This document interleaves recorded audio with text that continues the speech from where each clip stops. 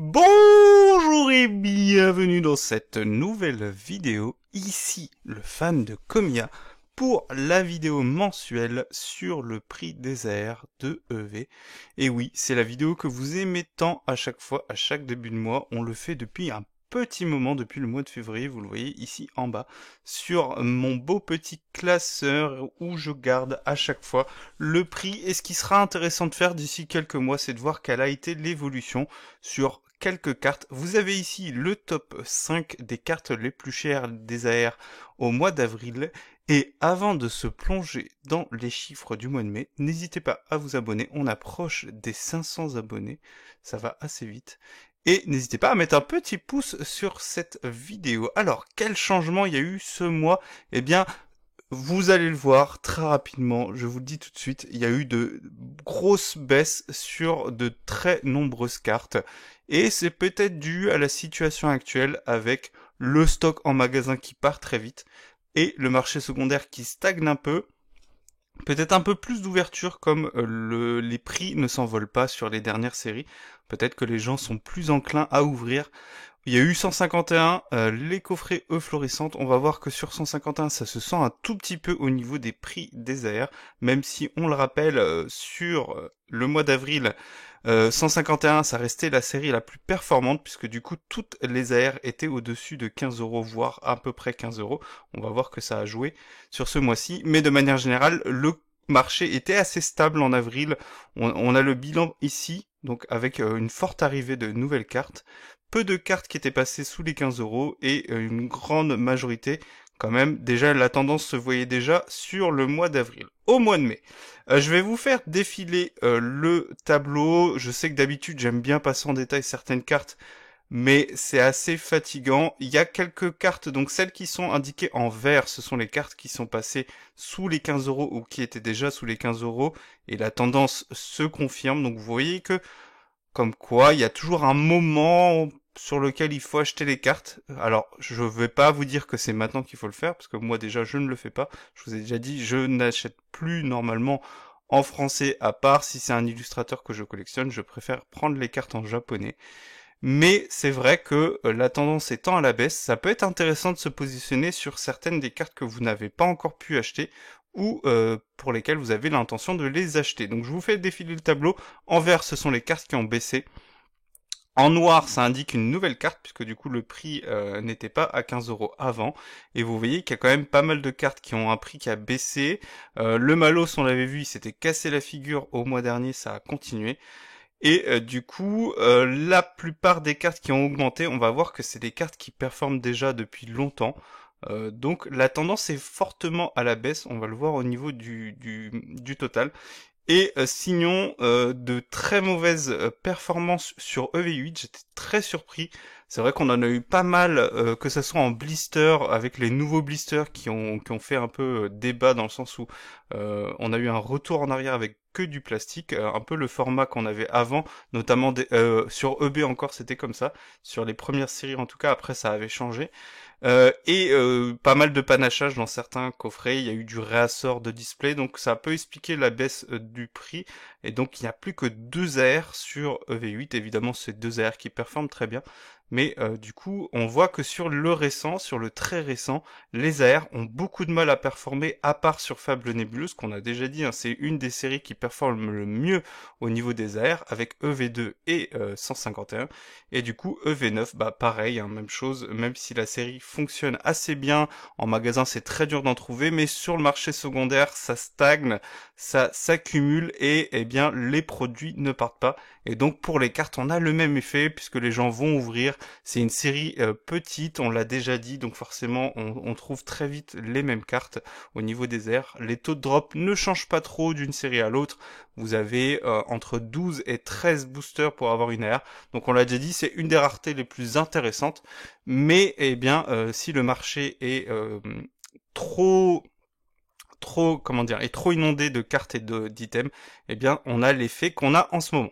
Donc là, vous avez le bilan du mois précédent. Donc à chaque fois, je vous indique donc du coup le nombre total d'AR de la série. Vous l'avez ici. Le nombre de cartes qui sont au-dessus de 15 € parmi les AR et donc le pourcentage de la série. On voit que 151, c'était la seule série qui performait énormément avec 6.5 qui avait quand même 2 tiers des AR qui est au-dessus de 15 €. Et il y a eu quelques petits changements, vous avez pu le voir quand j'ai fait défiler les tableaux, c'est Monsieur Mime et Amonita qui sont passés sous les 15 €, de pas beaucoup, peut-être qu'ils vont repasser au-dessus une fois que ça va se calmer au niveau des ouvertures, mais je pense que c'est fortement dû à ces ouvertures qu'on a eues avec Eau Florissante, un coffret qui est forcément très intéressant à ouvrir tant il prend de la place dans une collection, et c'est vrai que beaucoup de gens les ont ouverts en pensant eh bien tomber sur des drops avantageux. Bon, c'est un item comme n'importe lequel, c'est-à-dire que sur 12 boosters, vous pouvez vous faire climatiser très fortement. Et donc du coup, la tendance se confirme sur 6.5, donc c'est une série qui performe très bien. Et sur les autres séries, bah je pense que c'est compliqué, il y a de la baisse. Quasiment toutes les séries ont baissé, vous voyez, EV1, il y a une carte en moins qui est au-dessus de 15 €. EV2, c'est très compliqué, il y en a 3 en moins. EV3, ça reste pareil, ça n'a pas trop changé. EV4, ça se stabilise, voilà. EV5, c'est toujours aussi compliqué. EV6, ça se stabilise, mais c'est quand même assez... c'est pas très très fort, hein. EV6 ne performe pas très bien au niveau des airs. Bon, après c'est une série qui est un peu boudée, qui est pas très ouverte, donc forcément ça joue.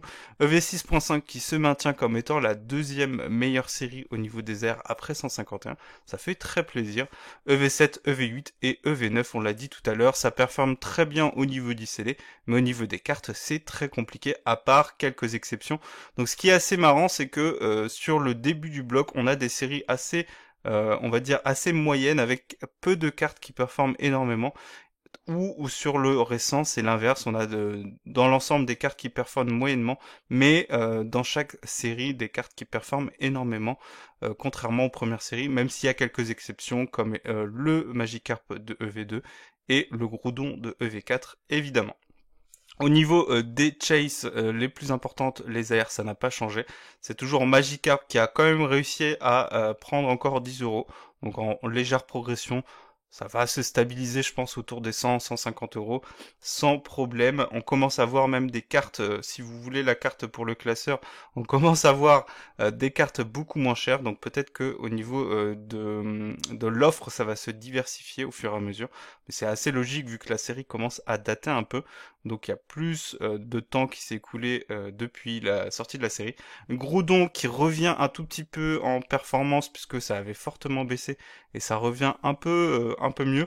Et le Persian qui s'est un tout petit peu cassé la figure mais qui reste quand même assez fort, on le verra tout à l'heure dans le top 5. Et Evoli qui arrive à remonter un peu, je crois qu'il avait déjà été à 70 €. Suffira de regarder, de toute façon j'ai toutes les données depuis février. En tout cas ce sont voilà, les 4-5 cartes les plus performantes sur EV au niveau des AR. Du coup, les stats qui vont être peut-être plus intéressantes, donc là c'est les taux d'accroissement maximum, les 3 meilleurs taux d'accroissement. Donc Arbok, grosse performance sur ce mois-ci, quasiment le prix qui a doublé. C'est une carte qui est magnifique, qui je trouve était vraiment abordable. Et peut-être qu'enfin elle commence à avoir un prix qui est... justifié, même si bon on était déjà sur une carte à 20 €, donc ça avait déjà pas mal up. Donc on voit que EV5 quand même c'est une série avec beaucoup d'AR, mais il y a des fortes disparités entre les plus intéressantes et les moins intéressantes. Vous voyez, il y a seulement 20% des AR qui sont à plus de 15 €, mais c'est quand même des AR assez performantes, donc ça c'est quand même assez sympa pour cette série, qui je trouve dans l'ensemble est assez moyenne au niveau des AR, peut-être un peu mieux au niveau des SAR, surtout si on aime les Pokémon Paradox. Si on n'aime pas les Pokémon Paradox, évidemment c'est très compliqué, mais en tout cas ça fait plaisir de voir que les cartes performent un peu mieux sur ce mois-ci pour Force Temporelle. Bulbizarre qui se maintient toujours très haut dans le classement des AR les plus populaires, et donc forcément c'est pas déconnant de l'avoir grimpé d'un quart donc de 25%. Morpeko en performance aussi sur EV4. Donc voilà, peut-être qu'il y a des gens qui commencent à se réveiller sur ces séries-là, ou alors il y a peut-être un peu de manipulation de marché. Bon, Morpeko, c'est une carte qui était à 15 € le mois précédent. Donc c'était une carte qui était, on va dire, en ballottage défavorable, mais visiblement elle a réussi à se maintenir et d'une assez bonne je vais y arriver, d'une assez bonne manière. Au niveau de la hausse en valeur brute, eh bien, ce qu'on observe, c'est que ce sont les 3 cartes les plus chères, on va dire, depuis le début, je pense, depuis un bon petit moment, qui ont réussi les meilleures performances. Donc, visiblement, les gens parient sur les valeurs sûres de EV, puisque Groudon, Evoli et Magikarp trustent les 3 premières places.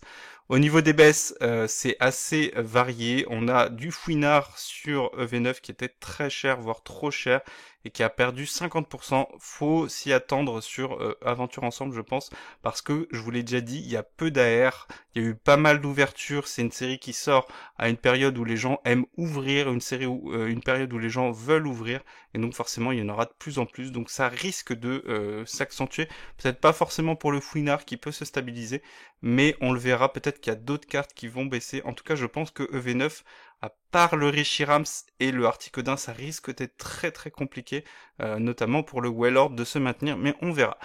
Tauros de Paldea qui a pris une petite claque aussi, quasiment la moitié du prix, et Tourmi aussi qui était peut-être un peu trop cher, puisque Etourmi était à 15 €, mais je crois qu'il était encore plus cher au mois précédent, et donc là du coup il a perdu 6 €, et peut-être qu'il retrouve un prix plus normal, on va dire. Au niveau des baisses en valeur brute, j'ai été surpris, alors peut-être que c'est quelqu'un qui veut vite vendre son Raichu, mais voir un Raichu à 40 €, c'est vraiment une offre incroyable. Donc forcément, je l'ai pris en considération. Sinon, si on occulte cette offre à 40 €, Raichu est plutôt autour des 50 €, donc un prix qui se stabilise, même si on est loin des 60-65 € auxquels on pouvait trouver Raichu il y a plus longtemps. Tauros aussi là. Et de manière générale, on voit que sur EV2, c'est très compliqué sur ce mois, parce que Marie et les Tyrannosifs sont aussi en forte baisse. Salamèche, je le mets sur le compte des coffrets eau florissante. Et Reshiram, pour moi, c'est dû au fait que la carte était trop chère, et que avec les ouvertures qu'on a eues, bien les gens sont sur un prix un peu plus réaliste. Et donc du coup, je pense que c'est pour ça qu'on a cette baisse sur Reshiram. Au niveau des stats globales, c'est ce que je vous disais en début de vidéo, c'est vraiment la baisse, la dégringolade. Alors, faudrait chiffrer la baisse moyenne, mais je pense qu'elle est quand même assez importante, peut-être de l'ordre de 2 ou 3 € en moyenne. Mais il y a quand même eu de gros patatras, hein. Vous voyez 15, 13, 12 €, c'est beaucoup si vous jouez, si vous investissez sur ces cartes. Donc c'est assez risqué, c'est ce que je vous dis à chaque fois.